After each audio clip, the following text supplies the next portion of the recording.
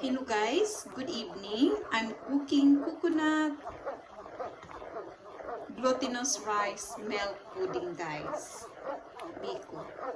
And I'm using Island Sun coconut milk.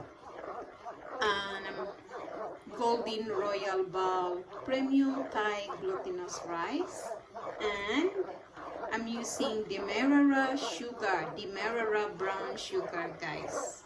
Ayan guys, sobrang sarap po ito guys. So masarap. At we will put the cooked glutinous rice guys. Ayan, glutinous rice. Lagay na natin. Wala po siyang ano guys, wala po siyang black. Wala po siyang tapol guys. So ito lang, white lang yung gamitin natin. Okay? Ayan, lagay na natin yan. Kasi guys, is birthday po ng aking ama. It's my father's birthday. So, therefore, I'm cooking biko. Wala pong hikay guys kasi. Ayan.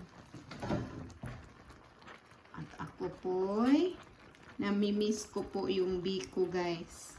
Kaya I'm cooking biko. Ayan. At lagay natin to sa freezer guys. Sa freezer. At aabot po to ng 1 taon.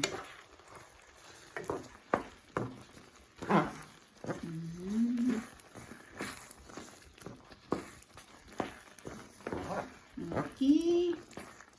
Thank you for watching guys.